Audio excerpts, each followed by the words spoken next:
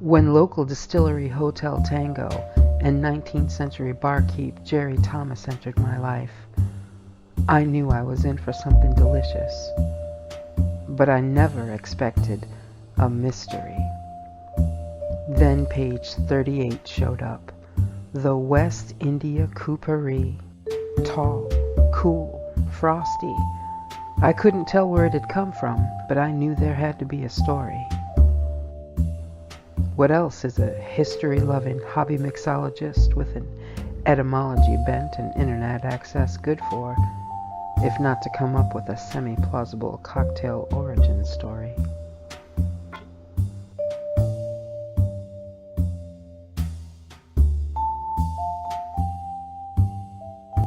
Hey friends, Kim McCann here, program developer at Prairie, and your host for another episode of Happy Hour History, where we mix up some historical cocktails and talk about alcohol-related history. So, the West India Couperee. Quite a mystery. And I'm going to tell you that generally I like mysteries. I like figuring things out and solving things, but this one, what a riddle. Just to break it down for you, full disclosure before we get started, I once visually matrixed Mary Todd Lincoln nuzzling a goat in the reflection on a dish of vanilla wine sauce. So I can draw some conclusions.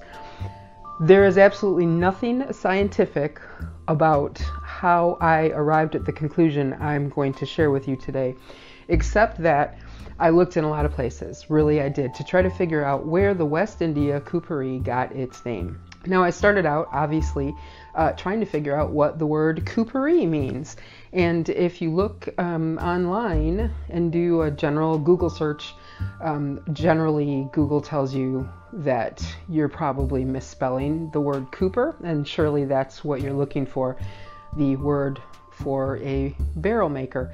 That is not, in fact, what I was looking for. And I couldn't make a connection in any way between the drink and the idea that Couperee was some sort of misspoken or misrecorded word for Cooper. So I started to try to think about what part of language it might have come from. Now, a big clue is West India. So what are the languages spoken in West India? Obviously, Couperee doesn't sound very Indian in origin, but there are many, many languages spoken in India. In West India, in the Indian Subcontinent, the languages are multiple.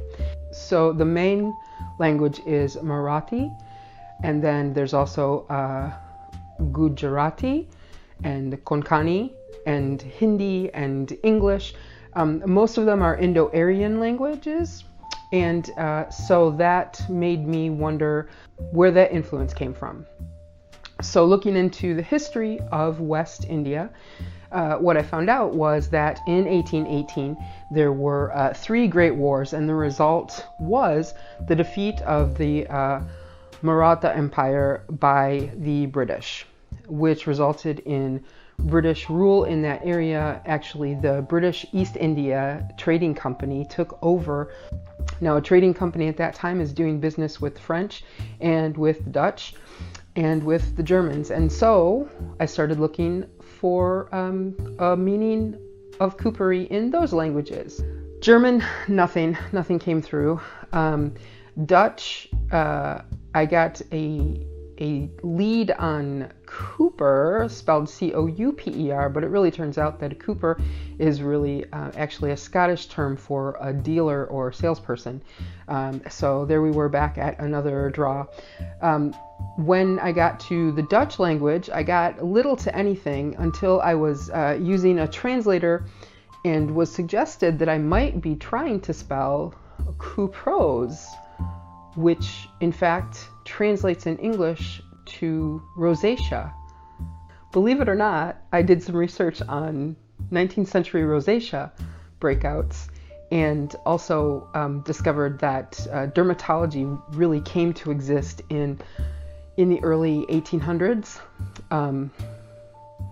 I thought maybe there was a correlation, a sick correlation between the appearance of the disease and the appearance of the drink?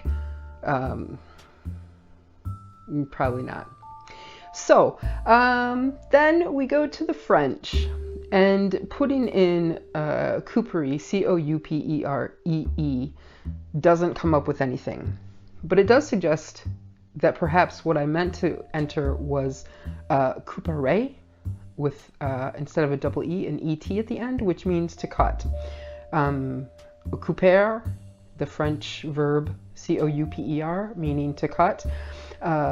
Couper, Coupe, meaning to chop.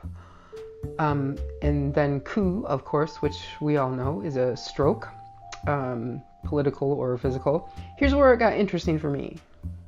When I got down to COU, there's actually a French word, cou, which means neck. So if you look at the shape of India, bear with me.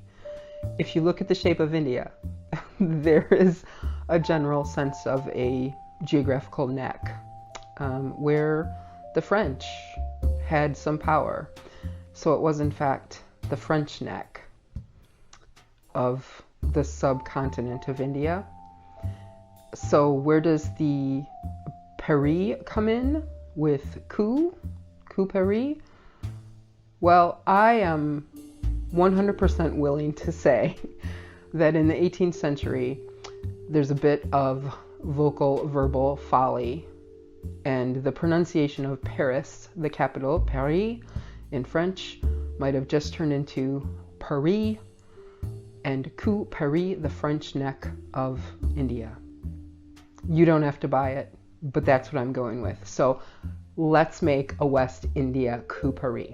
All right, so we are going to start with about a quarter cup or 2 ounces of French vanilla ice cream or vanilla ice cream. It's always good to use a quality ingredient. Whenever you're making a cocktail, you're always going to end up with a better result. So I've got here in this tall bar glass about a quarter of a cup of vanilla ice cream, and I'm going to add to that some brandy, 1.5 pony glasses. So a pony is an ounce, so 1.5 ounces of brandy. Now, it just so happens that the brandy that I have is brandy that I have infused with vanilla. I thought it would be a nice taste, so I'm using that, and I am just going to pour that right on top of the ice cream. Then we're going to add a pony glass of either Cointreau or maraschino. So I am substituting, or suggesting that you can substitute if you don't have either of those. I'm going to use, I would use as a substitute if I wanted an orange flavor, the orange cello from Hotel Tango, who were kind enough to share some product with us, or some cherry liqueur, and that's what I'm going to do. I like cherry and vanilla, so I'm going to use that. And I'm going to pour that in there with the brandy and the ice cream. So 1 pony glass full of that. That rosacea? We're not going back.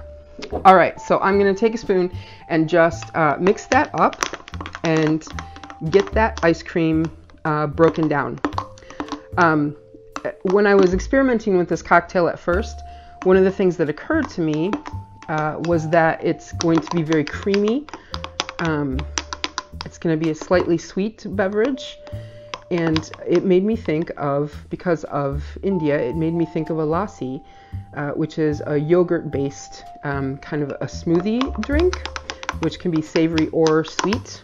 And so I wonder too if there was a little thought in naming it because of the connection to lassis. There. So I've got that ice cream pretty much broken up. It's best to start with some ice cream that's been softened a bit, or what you could do is just scoop out the amount of ice cream that you're going to use for the beverage and then let it sit out for a few minutes while you prepare and gather your ingredients. Once that's all there, we're going to pour some club soda on top, or seltzer water, and you're going to see a nice, beautiful head of foam. I'm pouring slow because I don't want it to overflow. Look at that, rising all on its own. And then the recipe from Jerry Thomas's Bartender's Guide suggests that you grate some fresh nutmeg over the top, which also there's a connection there to lassi for me. I don't have any nutmeg, so I'm using a spice mix that I have, which smells really lovely and does contain nutmeg. And there we go. It's got, you know, a nice head on it. You can see if you're a person who uses a straw, this would probably be a good time to use a straw. I'm going to give it just a little bit of a swizzle to take down a little bit of that head before I taste it. But you can smell that spice mix. That's kind of nice, that nice aromatic.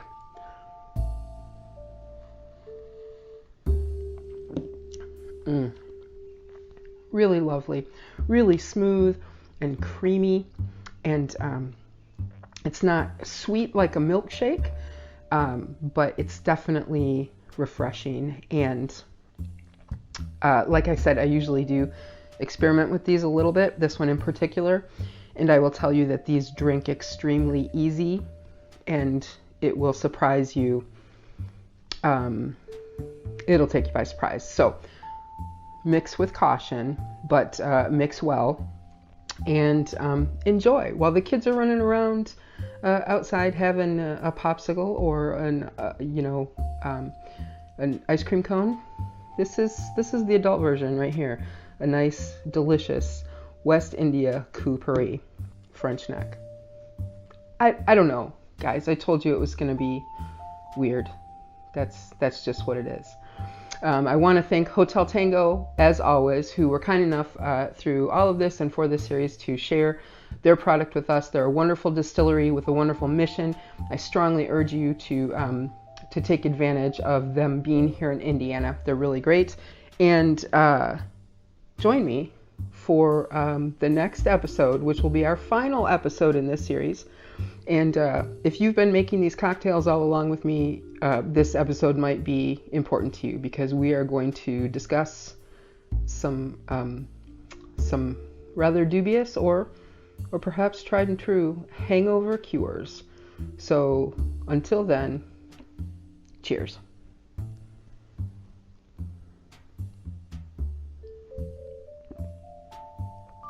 Yeah, I'm gonna need some of those hangover cures.